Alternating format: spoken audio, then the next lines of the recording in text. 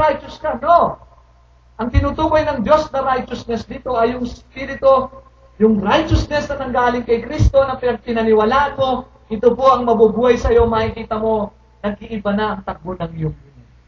Nagiging righteous ka ng totoo. Maging sa iyong action. Amen o ba? Kaya, kung alam lamang ng mga ng taga-sanlibutan o ng mga bagay-bagay ng mga tao dito sa mundo, na ang Diyos ay hindi po galit sa kanila dahil sa kasalanan.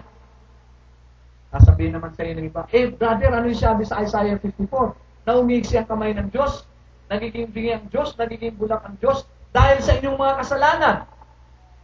Alam niyo po sa lumang tipan, totoo po yun, sinasabi po ng Diyos ito. Pero alam niyo po ba sa bagong tipan, ang lahat po ng sakit, karamdaman, sumpa, kasalanan, dinala na ko ni Kristo. Kaya hindi na ho kayo titignan ng Diyos, kundi ang titignan niya ngayon, si Kristo na inyong dalagan. Pastor, pwede ba yun? Yes. There is no double jeopardy sa atin sa batas. Pag ikaw po ay nahusgahan na, hindi ka pwedeng didemanda na naman. Nahusgahan ka na dun sa iyong kasalanan, hindi pwedeng doble yan. Ang tawag ko sa batas natin, double jeopardy. Alam niyo po, hinusgahan na ho ng Diyos ang lahat ng ating kasalanan kay Kristo, kaya hindi na ho tayo pwedeng husgahan yung mga nakakilala kay Kristo. Pastor, paano yung mga hindi pa nakakilala? Wala pang relasyon kay Kristo, hindi pa nabuo ng hindi pa naranasan ito. Sigurado po, meron po silang babayaran pagdating ng panahon na dumating ang Diyos. Ngayon, paano nagkakamali sila? Meron pong consequences ang bawat pagkakamali. At ito po yung ating aanihin. Pero ang kabutihan po, pag tayo nasa Panginoon at tayo lumakad ayon sa Kanyang kalooban, ang buhay po natin magiging masaya, masarap, magandang relasyon. Sapagkat nais ng Diyos na tunay na maranasan natin ang kapayapaan na Kanyang ipinagkaloob mula sa Kanyang Ama papunta sa atin. At ang tunay na kapayapaan ay si Kristo. Amen o ba? Sabi ho sa Galatians 5:23, 21, or 5:23, the fruit of the Spirit is love, joy, peace, goodness, meekness, self-control, faith. Praise God! Pag na kay Kristo ka, lahat ng mga bagay na ito ay ating mararanasan kung ito po ay inyong Panginoon. Amen o ba? Huwag po nating isipin na ang Diyos ay galit sa atin. Alam niyo po ba na marami po ang nasa impyerno ngayon, kaya sila napunta sa impyerno, hindi dahil sa dami ng kasalanan nila. Kaya sila napunta doon dahil hindi nila pinaniwalaan si Kristo kung siya ay nandito sa iyo. Yun mo ang sabi ng John 3:17, 18, 19. So, ang kailangan lamang po natin ay paniwalaan natin itong kapayapaan na ipinagkaloob ng Diyos sa pamamagitan ni Kristo Jesus. Kaya mga kapatid, sa umagang ito, hayaan natin na ang salita ng Diyos ang patuloy na maging sentro ng ating mga buhay. Tingnan natin kung gaano tayo kamahal ng Diyos. Alam niyo, maraming tao galit sa sarili, maraming tao wala nang pag-asa, maraming tao problemado. Bakit? Kasi kinakaya nila yung sanlibutan Kaya namin to, ipaglalabanan namin itong mundo. Alam niyo po gano'n, pag gano'n ho ang ating kaisipan, mapapagod ho kayo, mapoprostrate lang ho kayo, at pagdating ng panahon, pagbibintangan niyo pa ang Diyos. Pero sa totoo lang, ang sabi ng Panginoon, dun sa mga Hudyo na naglalakad ng panahon niya, sabi niya, "Come to me, those who are heavily laden, for my yoke is easy and my burden is light."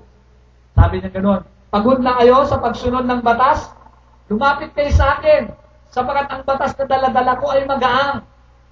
Ipagpalit nyo ito, sapagkat nasa akin ang buhay.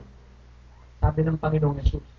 Mga kapatid, pagod ka na, nahirapan ka sa buhay mo, ibigay mo sa Panginoon. Kaya mo siya ang magdala sa atin, parang yung footprints in the sand. Kala natin, wala na tayong kasama, isang dalawang paano lang, hindi na apat, yung pala ang Diyos na ang nagbubuhay sa atin. Alam niyo po, sa totoo lang, kapag tayo ay naki Kristo na, Kapag ang Espiritu ng Diyos ay nasa atin na, kasama niyo na po ang Diyos. Hindi na po tayo. Akala natin, maraming tao, naku, pag nagkasala ka, iwanan ka ng Diyos. O pag nagkamali ka, iwanan ka na ng Diyos. Alam niyo po, ganun ang pananaw natin. Wala hong makakasama ang Diyos. Bakit? Perfect ba tayo? Meron bang perfect sa atin? Pero hindi po yan tinitignan ng Diyos. Ang tinitignan niya, kung totoong naniniwala tayo sa kanyang anak na si Jesus na kanyang pinagay.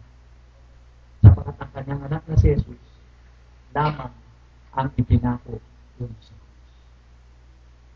So dapat mabago na po ang ating mga isip sapagkat ang Diyos ay mabuti. God is love. God is love. At kapag naintindihan natin kung gaano tayo kamahal ng Panginoon, lahat ng galit, lahat ng sama ng loob, matatabunan mo ng pag-ibig. At pag tayo ay nakaranas ng pag-ibig ng Diyos, na saan sabi sa Efeso, ako ang unang nagmahal sa inyo. Bagamat kayo makasalanan na, ako'y namatay para sa inyo. Ganyan mo ipinakita ng Diyos ang kanyang pagmamahal sa atin. Kaya dapat tayo mag-isip, lalayo ba ako sa Diyos? O magsisimula na mahalin? Lahat ng mga bagay na ating pangailangan, pag naging maayos po ang relasyon natin sa Panginoon, bibigyan po tayo ng katalinuhan ng Diyos, kapangyarihan ng Diyos, para lahat ng ating pangailangan ay maabot. Maabot natin, maranasan natin, sapagat ang sabi niya ho, sa Ephesians chapter 1 verse 3, Blessed be the God who bless us with all spiritual blessings in heavenly places in Christ Jesus. When you have the Lord Jesus Christ, you have everything. In the spirit realm, God provided everything. And it will come to pass. It will manifest in the physical realm. Kailangan mo ng kagalingan, God has provided it already. Andun. In your spirit, God provided divine health. Kailangan mo ng pagpapala, financially, materially, nandun na. Kailangan mo lamang paniwalaan. God will use somebody. God will give the power in your hands to get wealth. Ang kayamanan ay, ang kapangyarihan ng pagkuha ng kayamanan ay nasa ating mga kamay. Kaya pagkasama po natin ang Diyos, maraming salamat Panginoon sa pamamagitan ng kamay na ito, bawat hawakan ay mapagpapala. Sapagat ako'y blessed. Amen nyo ba? Praise God. Palagpakan po natin ang Panginoon. Naalala ko nga po, 1 week ago, sabi ko sa Panginoon, Lord, gusto namin lumipat sa macro. Pero kailangan namin at least more than 100,000. So, ang pangako ko sa Panginoon, kalahati ho ng komisyon ko hanggang Disyembre ay ibibigay ko sa Panginoon. At nagsimula nga ho, last week, sunod-sunod ho ang kliyente. Mamaya, iwanan ko kayo dahil meron ng bibili sa akin 2 bahay. Magda-down mo na 1 million. So, meron pa, marami yung kliyenteng dumating, marami yung kaming bebentahan next week. Sabi ko, Lord, basta kalahati ng aking matatanggap na pera sa real estate, kalahati sa'yo para makalipat tayo sa mga. Okay, no? Sabi ko nga, actually, inisip ko nun, sabi ko, Lord, kung mag-mission ako 300,000 hanggang December, di 150, makakalipat na kami. Pero isipin mo, 150, bibigyan mo sa Lord, 10% lang naman. Alam niyo, mas marami pa kong palit. Subukan niyo po. Actually, ilang beses ko nasubukan yan. Dati, 500 na lang mo ang pera ko. Sabi ko, Lord, invest ko sa ito. Wala na rin lang patutunguhan itong 500 na ito. Itanim ko na lang sa'yo. Sabi ko sa Panginoon. At alam ko, magmumultiply. Tinanim ko ng linggo, praise God. Luniso, merong bumili sa akin ng bahay dyan. Lunes, may Lunes ba yun? Hindi. Biyernes, nag-tights ako ng linggo eh. Friday, may bumili ng bahay. Nakakatuwa kasi nagja-jogging mo ako dyan. May dumating. Walang ahente. Maaga eh, na 7. Nagja-jogging ako. Ano nahanap nyo? Ay, bahay, bibili ko na. O sige, sinama ako, nakashort na ako. Praise God. Sabi nila, okay, gusto na namin to, pero marami pa kami titignan na bahay. Basta pagkano, diretso na lang kami sa so, Yung pangalan ko, yung address ng office, and everything. Alam nyo, pagdating ho ng hapon, dumiretso sila, hindi na pala nagdanap ng ibang bahay. Binili na ho nila yung bahay dyan sa, sa City Homes. No? And praise God, nakakatuwa kasi talagang miracle so yun. Blessing so yun. Kasi, nag-reserve ho siya ng Friday morning, afternoon. So, tinawagan ako ng opisina Sabado, Jerome, kunin mo na incentive mo. May 6,000 ng incentive. Sa Monday, punta ka. So, ako, dumating ako Monday, kaya lang hindi ako maaga. Kaya, aga mo, kukuha ng pera. No? So, hapon ako dumating. Alauna. So, kain. Sabi ko, ma'am, kunin ko na yung incentive ko. 6,000 mo yun eh. No? Sabi niya, Jerome, hintayin mo na rin yung commission mo. Bakit po? Eh, kasi kaninang umaga, nagbayad ng 1 milyon. Manager's check ko, binayad ng kliyente. Kinaso nila yung buong bahay. Ganun ba? Sipin nyo, ilang hours lang, inaayos ko yung cheque. Hapon ho, natanggap ko yung 50,000 mo. So, iba nyo yung 500 na tinanin ko, ilang beses nag-multiply. So, ngayon ho, wala pa ho akong hawak na 50%, pero pinangako ko last week sa Panginoon. Sabi ko, Lord, lahat ng makukomisyon ko hanggang December, hati tayo. Gagamitin lang namin sa paglipat namin sa mga. So, praise God. Kasi itong week na ito, ang dami kong naghahanap ng property, entertain natin. So, itong week na ito, we hope and we pray. And I believe na pinadala na ni Lord lahat ito para makalipat tayo sa mga. Kailangan natin mga 150. Kailangan natin para makalipat tayo bago mag-December o first week ng January. So, I challenge you. Ang kapangyarihan nasa ating mga kamay. Lahat ng bawat sa atin. Huwag niyo isipin na, saan nang gagaling ang blessing ni Lord?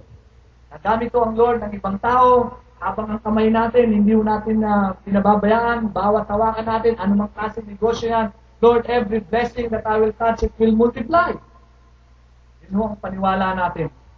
At naniniwala po ako na itong araw na ito, praise God, tuloy-tuloy na, at panalangin nga ho natin ay mapaaga, bago mag-December, lumabas na ho yung ating multi-million na pera para hindi na ho tayo, hindi lang ho sa macro, gagawin na ho yung ating building. We're just waiting, no? Pasalamat lang tayo sa Panginoon lagi dahil tayo ay pinagpala. At dalangin ko nga, sabi ko nga sa Panginoon, Lord, anytime this year or first quarter of the month, lumabas ho yung aking mga komisyon. Marami ho komisyon, milyon-milyon ho, panalangin ho, sama niyo po. Sapagkat pag lumabas ho yun, marami ho tayong scholars. Actually, yung mga invited ho natin dito, ito yung mga scholars natin. Isip ko nga po, by next year, magkaroon tayo ng scholar na 500. Basta't lumabas ho itong pera ko na komisyon, bukod ho dun sa pambayad sa macro. Hinihintay ko po yan. At the power of imagination. Magpapa-scholar ho tayo from elementary, high school, hanggang college. 500 estudyante yan. Isipin nyo, kung 500 estudyante, eh, 500 din yung nanay. Eh, 1,000 na ho yun. Hindi ho tayo kakasya dito. Kaya nga sa macro tayo. Alam nyo, mahaba ho yung macro. May Jollibee, may Mercury. Di ba ho yun? Mahaba yun. Kaya ho kumasya mga 500 tao ron. Tapos, kaya tayo mag-double schedule. So, actually, nakita ko na ho yun. Kaya maniwala po tayo. Amen ho ba? Maniwala ho ba kayo? Kasama kayo sa ating panalangin?